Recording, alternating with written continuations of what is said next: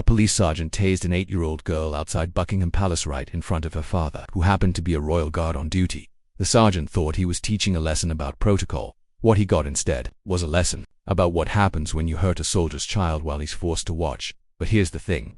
The guard wasn't supposed to move. Breaking formation means court-martial. So what did he do when he watched his daughter hit the ground? Before we get into what happened next, hit that subscribe button and let us know in the comments where in the world you're watching from. Now let's get into it. Late afternoon, sun slanted through London's perpetual haze, casting that golden light that makes even the grimmest parts of the city look like a postcard. Outside Buckingham Palace, the usual crowd had gathered with guidebooks, tourists clutching Union Jack souvenirs, teenagers taking selfies with anything remotely royal in the background. The ceremonial ropes stretched between brass stanchions, creating neat boundaries that separated the spectators from the guards. Behind those barriers, voices dropped to respectful whispers, phones were raised for photos, and children pressed forward to get the best view of the famous red-coated soldiers.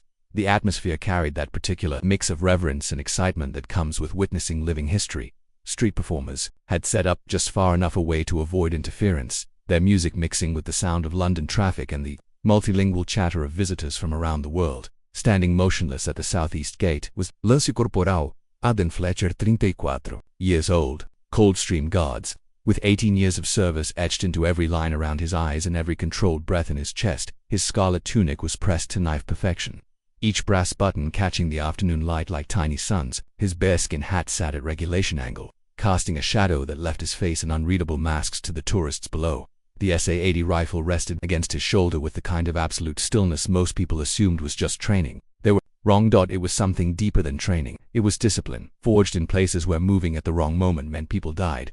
To the tourists snapping photos, he looked exactly like every other ceremonial guard they'd seen on postcards. A living statue, polished and perfect. Part of the show, they pointed their cameras and wondered how he could stand so still for so long, never blinking, never swaying, never acknowledging their presence. What they couldn't see was the network of scar tissue across his left shoulder blade where shrapnel from a Taliban RPG had once torn through the skin, had torn through his body armor in Helmand Province.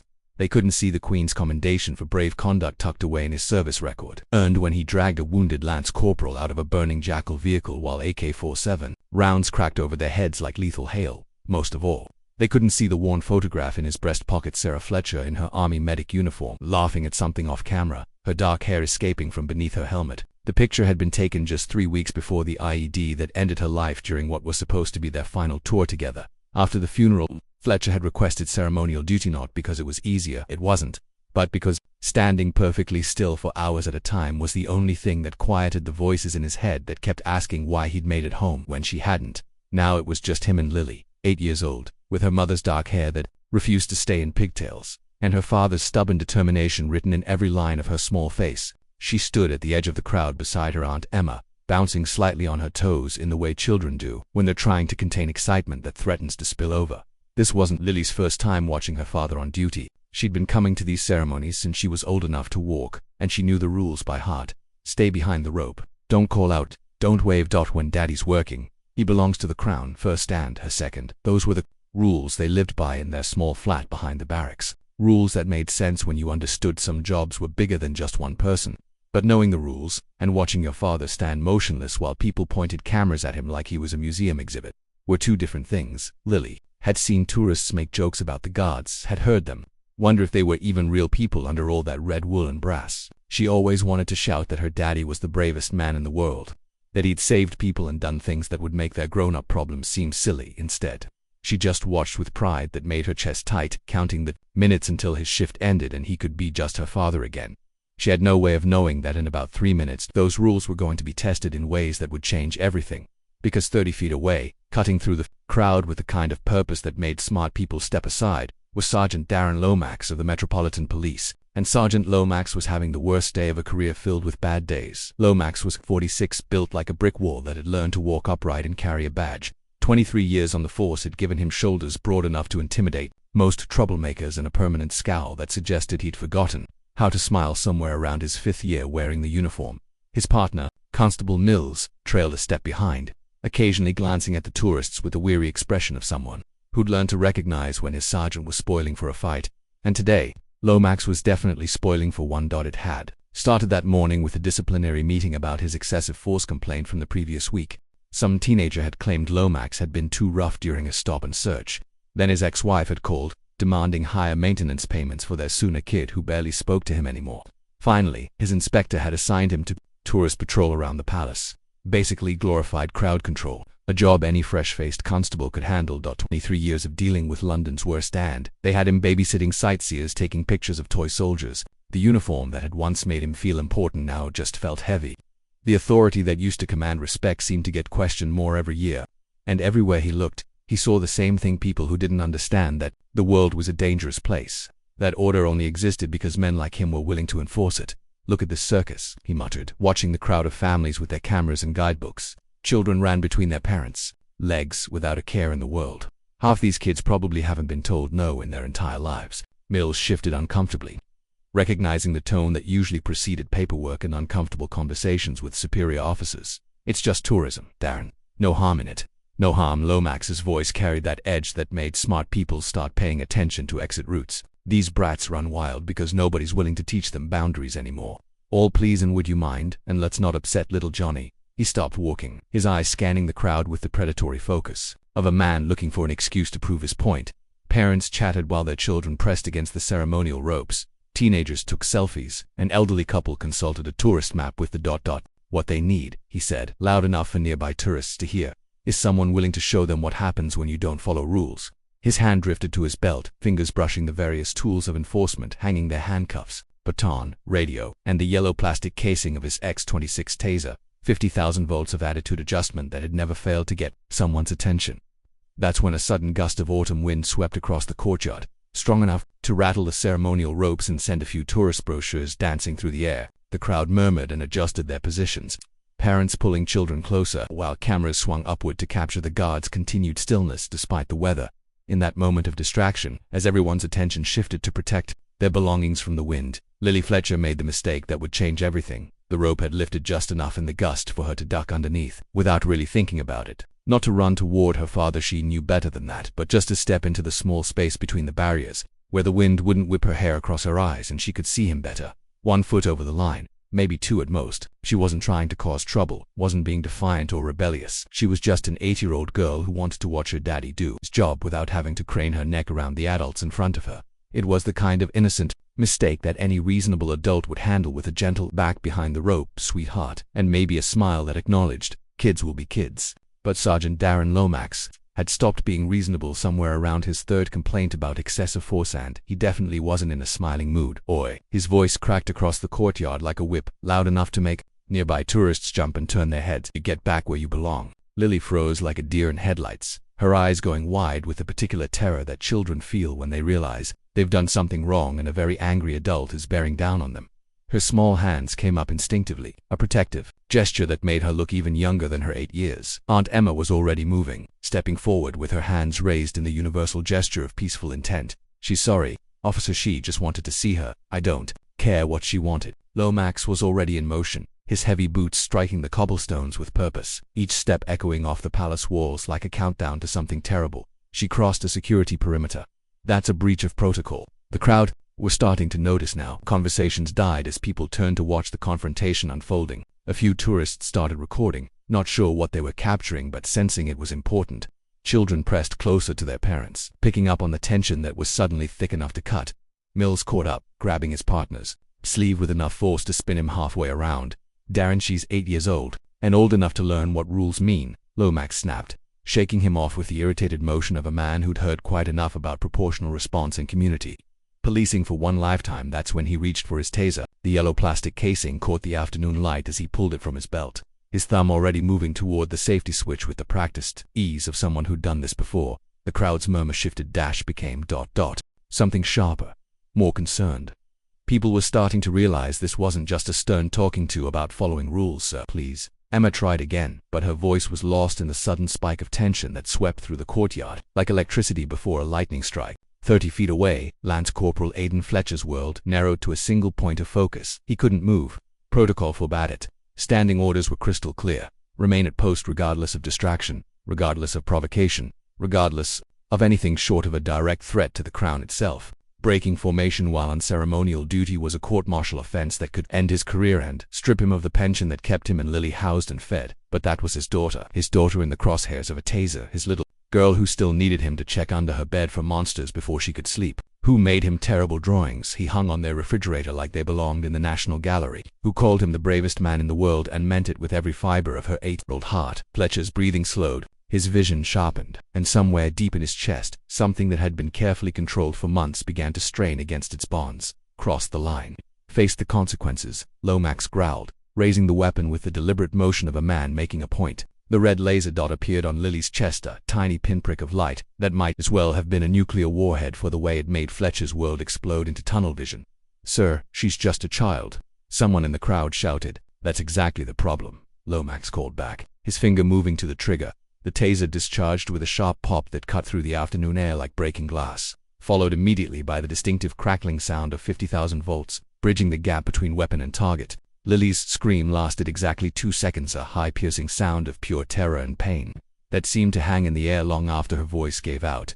Then the electrical current hit her nervous system and turned her small body into a marionette with severed strings. She convulsed once, violently, her back arched as every muscle in her body contracted simultaneously. Her arms jerked up and out, fingers splayed wide before she collapsed to the ancient stones like a broken doll. The silence that followed was deafening. Then the crowd erupted. "What the hell is wrong with you? She's a child. Someone call an ambulance. Are you insane?" The shouts came from every direction, a wave of outrage and disbelief that crashed over the courtyard like a tsunami. Phones came up from every angle, recording as parents pulled their own children back from the barriers, suddenly terrified that this maniac with a badge might decide their kids needed lessons too. An elderly man in a veteran's beret pushed toward the front of the crowd, his face red with fury. "I didn't fight in Korea so you could torture children, you bloody animal." A woman near the back was crying openly, her own daughter pressed against her side, asking in a small voice why the policeman had hurt the little girl. But Lomax seemed oblivious to the outrage surrounding him. He stood over Lily's motionless form with the casual satisfaction of a man who'd just proven his point to a room full of doubters. The taser dangled from his hand like a smoking gun, the red laser dot still painting the stones where she'd fallen. "That's what happens when you ignore police instructions," he announced to the crowd, his voice carrying over their horrified shouts with a kind of self-righteous authority that made reasonable people want to commit violence. "Maybe next time she'll think twice before crossing barriers." Emma broke through the crowd, dropping to her knees beside her niece. Lily was breathing but unconscious, her small chest rising and falling in shallow gasps. A thin line of blood trickled from where she'd hit her lip on the way down, staining the collar of her yellow dress. "Lily, sweetheart, can you hear me?" Emma whispered, afraid to touch her, afraid that moving her might make things worse. Across the courtyard, something fundamental shifted in Lance Corporal Fletcher's posture. It wasn't visible to most observers, just the slightest tensing of his jaw, a barely perceptible adjustment in his grip on the rifle. His breathing, which had been controlled and steady for the past hour, hitched once. His left eye twitched so briefly that anyone not watching specifically for it would have missed it entirely. But to those who knew what to look for, the few veterans in the crowd, the palace security officers monitoring from their positions, was the equivalent of a nuclear warning. The immovable object was about to meet an irresistible force. And the irresistible force was a father watching his daughter bleed while a bully stood over her with a smirk. But Lomax wasn't finished making his point. He seemed to think the crowd's outrage validated his actions rather than condemned them, and he raised his voice like a lecturer addressing a room full of unruly students. "This is what's wrong with kids today," he announced, gesturing toward Lily's still form with the taser still in his hand. "No respect for authority, no consequences for their actions. Parents too soft to teach them proper behavior." He kicked at a piece of gravel near Lily's head, sending it skittering across the stones. "Well, here's a consequence. Here's what happens when you think rules don't apply to you." That's when he made his final fatal mistake. He raised his boot and nudged Lily's shoulder, not gently, not to check if she was okay, but to prod her like she was a piece of garbage blocking his path. "Get up," he said coldly. "I know you can hear me. Stop playing victim." That's when Lance Corporal Aiden Fletcher broke 18 years of perfect discipline. One step, just one. But it might as well have been an earthquake for the way it sent shockwaves through the entire courtyard. The crowd gasped a collective intake of breath from dozens of people who had just witnessed something that wasn't supposed to be possible. Guards, don't move. That was the whole point. They were living statues immune to distraction, unaffected by anything short of actual warfare. But Fletcher had moved, and he was still moving. His second step struck the stones with the kind of purpose that makes smart people start backing away. His rifle remained at his shoulder. His posture stayed regulation perfect, but there was something in his movement now that had nothing to do with pageantry, and everything to do with violence barely held in check. Tourists who had been filming the confrontation suddenly found themselves recording something entirely different. The moment when ceremony gave way to something far more primal and infinitely more dangerous. Fletcher took another step, then another. Each footfall echoed off the palace walls like a countdown timer, marking the seconds until something terrible happened. Lomax turned at the sound of approaching footsteps and found himself face to face with 6 feet of trained killer in dress uniform. For just a moment, maybe half a second, his arrogant smirk faltered because there was something in Fletcher's eyes that Lomax recognized from his own days, dealing with truly dangerous men, something that suggested the uniform and ceremony were just window dressing over something much more basic and infinitely more lethal. But the moment passed, and Lomax's ego reasserted itself. "Oh, what's this then?" he sneered, though his voice had lost some of its earlier confidence. "Daddy doesn't like seeing his little princess learn about consequences." Fletcher didn't respond, didn't blink, didn't even acknowledge that Lomax had spoken. He simply positioned himself between the sergeant and his daughter, his presence suddenly filling the space like storm clouds filling the sky. The air itself seemed to grow heavier, charged with the kind of tension that comes right before lightning strikes. "You can't do anything," Lomax said, but there was uncertainty creeping into his voice now, the way doubt leaks into even the most arrogant men when they realize they might have misjudged their situation. "You moved from your post, that's dereliction of duty. You touch me, that's assault on a police officer." Fletcher's eyes never left his face, cold, calculating, the stare of a predator, sizing up prey and finding it wanting. "You think that uniform makes you untouchable?" Lomax continued, his voice getting louder, his confidence growing more forced. "You think?" Behind him, Lily stirred slightly, letting out a small whimper. It might have been Daddy, or it might have been just pain escaping through unconsciousness. That whimper was the last straw. Fletcher's left hand came off the rifle sling in one smooth motion, faster than Lomax could track, grabbing the sergeant by the front of his stab vest and lifting him clear off his feet. The move was so quick, so perfectly executed, that most of the crowd didn't even see it happen. 1 second Lomax was mouthing off. The next he was dangling in the air like a scarecrow. His eyes went wide as he found himself nose to nose with a man who'd spent 8 years learning very creative ways to kill people quietly and efficiently. "You tased my daughter," Fletcher said. His voice was barely above a whisper, but it carried the kind of quiet that makes wise men pray and smart men confess their sins. "Then you kicked her while she was down." Lomax tried to speak, tried to reach for his radio, tried to do anything to restore control, but Fletcher's grip was iron, and the look in his eyes suggested that moving might not be the wisest decision for someone who wanted to see tomorrow. "I could break your neck," Fletcher continued, in that same terrifying whisper. "Right here, right now, in front of all these cameras, and there isn't a court in England that would convict me." He leaned closer, until their foreheads were almost touching. "But I won't, because that would upset my daughter. And she's been through enough because of you." With that, he released his grip and stepped back, his hands returning to regulation position on his rifle. Lomax stumbled backward, gasping for air and clawing at his vest where Fletcher's fingers had dug in deep enough to leave bruises. "You're finished," he wheezed. "You just assaulted a police officer. I'll have you court-martialed and thrown in prison." Fletcher's response was to turn his back on him entirely and kneel beside his daughter. "Hey, princess," he said softly, his voice gentling as he brushed a strand of hair from her forehead. "Daddy's here." Lily's eyes fluttered open, unfocused but alive. "Dad, I'm right here. You're going to be okay." That's when the cavalry arrived. The sound of boots on cobblestone announced the arrival of the Royal Military Police, 6 officers in tactical gear, led by Captain Sophie Harland, whose expression suggested that someone was about to have a very bad day. "What's the situation?" she demanded, her eyes taking in the scene with professional efficiency. Lomax pushed himself upright, pointing an accusatory finger at Fletcher. "That maniac just assaulted me. I was maintaining a security perimeter when this little brat crossed the line, so I neutralized the threat. Then Soldier Boy there decided to take the law into his own hands." Captain Harland's gaze shifted to Fletcher, who was still kneeling beside Lily, then to the taser lying nearby. Captain Harland turned to the crowd of tourists, their faces showing a mixture of horror and admiration. "You tased a child," she said to Lomax, her voice flat with disbelief. "I followed protocol for perimeter breach. She's 8 years old. Age doesn't matter when it comes to security." Captain Harland studied him for a long moment, then turned to one of her men. "Corporal Webb placed Sergeant Lomax under arrest." "On what charge?" Lomax sputtered. "Assault on a minor, excessive use of force, and frankly, being a complete bastard on Crown property." As the handcuffs clicked into place, Lomax's protests grew louder and more desperate. "You can't do this. I'm a police sergeant. I have authority here." "You had authority," Captain Harland corrected, past tense. She knelt beside Fletcher and Lily, her demeanor softening. "How is she? Conscious, breathing normally, scared, but she'll be okay." Fletcher's voice was steady, professional, but his hands shook slightly as he checked his daughter for injuries. "Good, we've called for a medic, but it looks like you've got everything under control." She paused, studying his face. You know there'll be an inquiry about breaking formation. Fletcher nodded. I understand. For what it's worth, Captain, Harlan said quietly, any father who wouldn't have done the same thing doesn't deserve to wear this uniform. As Lomax was led away still protesting his innocence, the crowd began to disperse, but many lingered, unwilling to leave until they knew the little girl would be okay. Some approached the barriers, calling out words of support.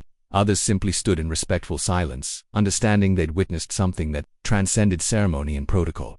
A few minutes later, Army medics arrived and gave Lily a thorough examination. Apart from some minor burns from the taser contacts and a split lip from hitting the ground, she was remarkably unharmed. Children, it turned out, were more resilient than most people gave them credit for. As the medics finished their work, Fletcher helped his daughter to her feet. She was still unsteady, but determined to walk on her own. Dad, she said, looking up at him with eyes that seemed older than they had an hour ago. You moved. He smiled, the first smile anyone had seen from him all day. I did. Were you scared you'd get in trouble? Fletcher considered the question seriously. A little, but some things are more important than following rules, like protecting your family. Exactly like protecting your family. As they walked toward the palace gates, where Aunt Emma was waiting with tears streaming down her face, tourists continued to watch, but the atmosphere had changed completely. These weren't spectators anymore. They were witnesses to something rare and precious. They'd seen a man choose love over duty, family over career, and doing what's right over doing what's expected. And in that choice, they discovered what real strength looked like. Later that evening, after the paperwork was complete and the inquiry scheduled, Lance Corporal Aidan Fletcher tucked his daughter into bed in their quarters behind the palace. Will you get in trouble for helping me? Lily asked as he pulled the covers up. To her chin, maybe, he admitted. But whatever happens, it was worth it because I'm worth it, because you're everything. She was quiet for a moment, then said, Dad, next time you're on duty and I want to see you better, I'll just wait until you're done. Okay. Fletcher smiled and kissed her forehead. That sounds like a good plan, Princess. As he turned off the lights and headed for the door, Lily called out one more time, Dad, yeah, I love you too. And for Lance Corporal Aidan Fletcher, those 4 words were worth more than any medal, any commendation, or any career the army could offer, because, at the end of the day, he hadn't just been a guard or a soldier, he'd been a father, and that was the only job that really mattered. So here's the question. When someone hurts your child right in front of you, what's more important, following the rules or protecting your family? And, in a world where authority figures sometimes abuse their power, how do we teach our children to respect rules while still standing up for what's right? Let us know what you think in the comments below. These conversations matter more than you might realize. Have but how you choose to use it. Smash that like button, subscribe, and hit the notification bell so you never miss our daily stories about the remarkable men and women who prove that honor still means something in this world. And if you know someone who needs to be reminded that protecting the innocent is always worth the risk, share this video with them right now. Your next story is already waiting on your screen. Click it, and we'll see you tomorrow with another moment that proves the same truth over and over again. Sometimes breaking the rules is the most honorable thing you can do. We'll see you next time.